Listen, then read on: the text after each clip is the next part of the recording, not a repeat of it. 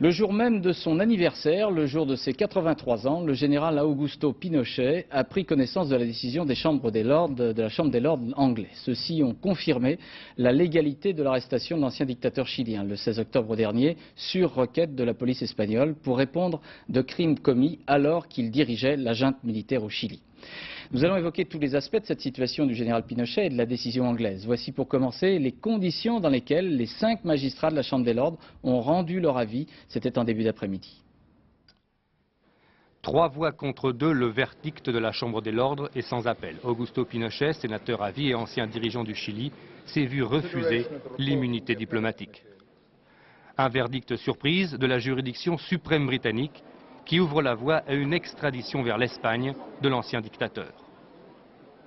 Un verdict accueilli par une explosion de joie par les quelques 200 manifestants massés devant le Parlement. Chiliens, parents des victimes de la répression, citoyens d'Amérique du Sud ou militants, leur joie est totale. A l'inverse, Mme Thatcher, Premier ministre conservateur, a estimé qu'Augusto Pinochet, âgé et affaibli, devait rentrer dans son pays. Le dossier est maintenant sur le bureau du ministre de l'Intérieur britannique. Il a jusqu'au 2 décembre pour rendre sa décision. À Santiago du Chili, le président, M. Eduardo Frei, a aussitôt déclaré que son gouvernement contestait la décision de la Chambre des Lords et qu'il s'efforcerait d'éviter son extradition. Et dès ce soir, le ministre chilien des Affaires étrangères a pris l'avion pour Londres.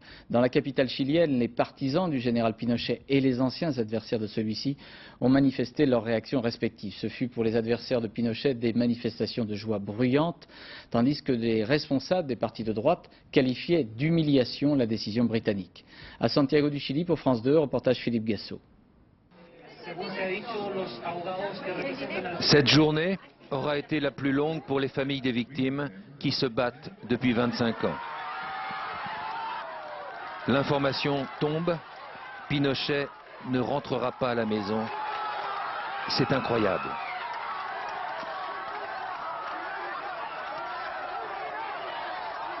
Chaque réponse entraîne son flot, son trop-plein de sentiments contenus depuis trop longtemps.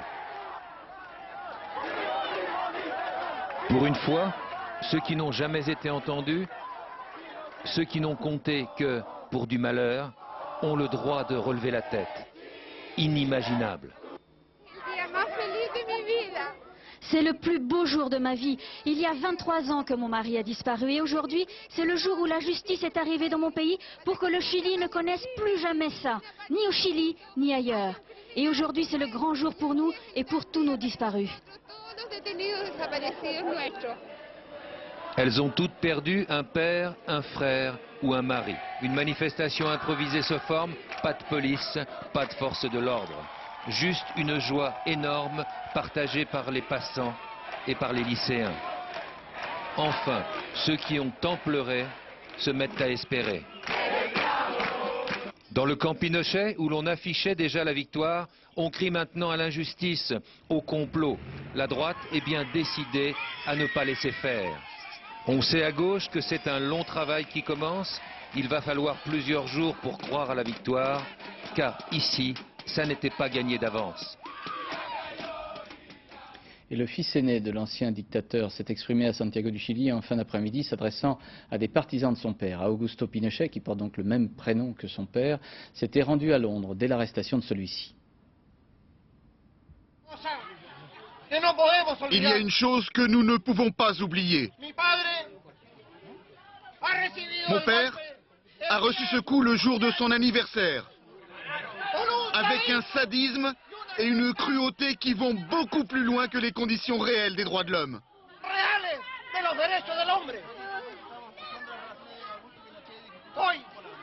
Aujourd'hui,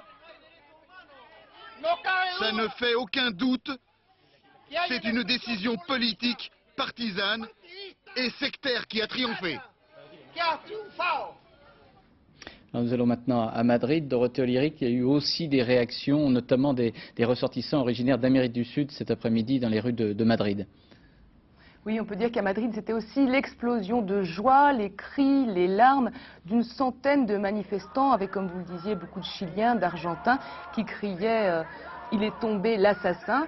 Et donc, ils se sont rassemblés sur la place de la Puerta del Sol. C'est un rassemblement organisé par des associations de défense des droits de l'homme et plusieurs partis de gauche.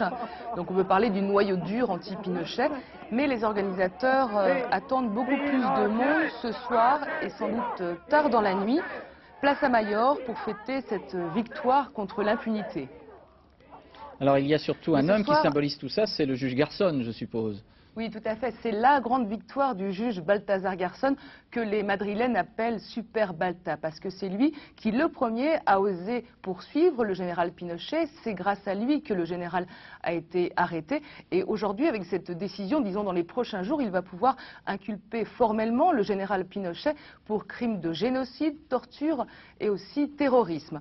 Enfin, le gouvernement espagnol a fait savoir qu'il respectait cette décision de justice britannique, mais on sait que c'est une décision qui doit embarrasser le chef du gouvernement, José María Aznar, étant donné l'importance des relations commerciales avec le Chili.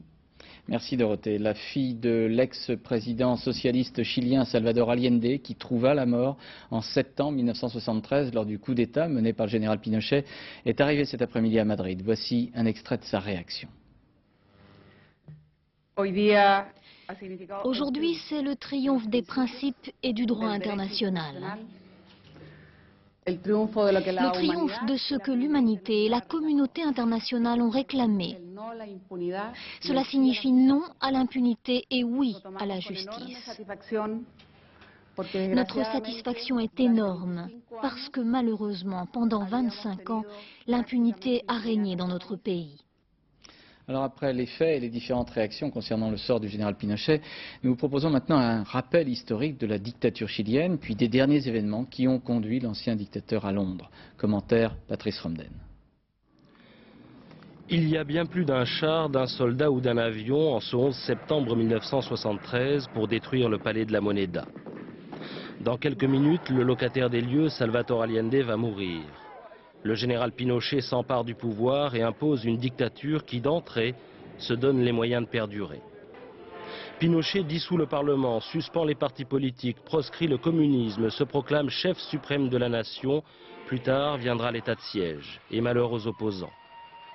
Ici on arrête, là on tire sur des civils sans vraiment se cacher. Devenu président de la République, Pinochet prendra pour habitude de regrouper les suspects dans le stade de Santiago, dernière étape avant l'assassinat ou la disparition. Combien de victimes? 3, 4 000. Suffisamment en tout cas pour que des mères, des pères, des enfants brandissent le portrait d'un proche et interrogent « Où est-il » Mais la dictature est forte, efficace à noyer la contestation. En fait, Pinochet ne quittera le pouvoir que parce qu'il l'aura bien voulu. Il procède par étapes. En 89, il n'est plus président de la République, mais il reste commandant en chef de l'armée de terre. Cela durera 9 ans, avant que le 10 mars dernier, il finisse par se contenter d'un titre de sénateur à vie. Le voilà qui signe sa lettre de transfert de pouvoir au général Izurrieta. C'est donc en simple sénateur à vie que le 16 octobre dernier, Pinochet débarque à Londres pour se faire opérer d'une hernie discale. Mais à Madrid, un juge espagnol, Baltasar Garzón, saisi de multiples plaintes, demande l'arrestation et l'extradition de Pinochet, soupçonné de génocide, torture et terrorisme. Protestation du gouvernement chilien, protestation de Pinochet qui argue de son immunité diplomatique, mais déjà des exilés chiliens se manifestent en Suisse, en France, en Suède, au Danemark, en Belgique, en Allemagne. De partout affluent les demandes d'extradition. Dans un premier temps, la Haute Cour de justice de Londres annule le mandat d'arrêt contre Pinochet. Elle autorise même sa libération sous caution. Les Espagnols font appel et c'est à la Chambre des Lords, la plus haute instance judiciaire britannique, qu'il revient de se prononcer. Aujourd'hui, 25 novembre, elle juge non valide l'immunité diplomatique dont se prévaut Pinochet. Conséquence, elle ouvre la voie à l'extradition vers l'Espagne du dictateur. Plusieurs familles françaises de victimes de la dictature chilienne avaient porté plainte pour crimes contre l'humanité. Ce soir, l'un des avocats des familles, Maître Boulanger, souhaite une concertation européenne de tous les défenseurs des victimes. Une équipe de France 2 avec François Privat et Philippe Ritten était cet après-midi à Niort en compagnie d'une femme d'origine chilienne, réfugiée en France depuis 23 ans. Son mari a été assassiné en 1975. Elle a appris la décision avec beaucoup d'émotion. Le général Pinochet va pouvoir être extradé cet après-midi. La Chambre des Lords a confirmé. Elle avait perdu tout espoir. La légalité de l'arrestation de l'ancien dictateur chilien. Yasmine Menanto reste à tout jamais une femme brisée par la perte de son mari, Humberto, militant d'extrême gauche, torturé et assassiné en 1975 par des miliciens aux ordres d'Augusto Pinochet. Je suis contente. Écoutez, je suis contente. Sur un guéridon, la photo d'Umberto, mort à 24 ans. Ici, une présence permanente. Mais depuis son assassinat en avril 1975, Yasmine s'était tue. Un jour, je venais juste de le quitter, il rentre chez sa mère et il y a des hommes armés et un civil qui l'attendaient, qui l'ont mis dans une camionnette et ils sont partis. Nous avons fait avec sa mère des recherches partout dans Santiago. Nous nous sommes dit qu'il faudrait peut-être aller à la morgue avec l'espoir qu'il ne soit pas là. Et nous avons constaté avec horreur, avec sa mère, à quel point on l'avait torturé. On lui avait arraché un bras, on lui avait totalement détruit son corps. Le 23 octobre dernier, Yasmine Menanto s'est rendue à Londres. Avec des Chiliens venus de toute l'Europe, elle a manifesté devant la clinique où Augusto Pinochet était hospitalisé. Imaginez que depuis que tout cela s'est passé au Chili, jamais nous n'avons pu parler. Nous avons vécu toutes ces années dans le silence et la douleur profonde, sans jamais parler à personne. Vivre avec le silence et la douleur. Et puis tout d'un coup, il y a un espoir. L'espoir est immense. Yasmine vient de déposer une plainte contre l'ancien dictateur chilien pour crime contre l'humanité, avec l'espoir d'assister un jour à son procès. Étienne Lennart, à Londres, ce genre de témoignage n'a pas été examiné par les magistrats de la Chambre des Lords, mais alors connaît-on quand même les motivations de la décision qu'ils ont prise cet après-midi? Écoutez Claude, la décision qui a été rendue par les Lords est résumée, les attendus sont résumés dans un document qui fait pas moins de 62 pages. Mais si c'est une décision qui est historique, eh bien c'est parce que pour la première fois, un ancien chef d'État pourra être jugé dans un autre pays que le sien pour des crimes comme du génocide ou des crimes de torture. Alors vous savez qu'on s'attendait à ce que les Lords de cette Cour suprême, qui sont plutôt en général considérés comme des conservateurs, s'en tiennent au strict droit anglais qui considère que les anciens chefs d'État sont couverts par une immunité diplomatique.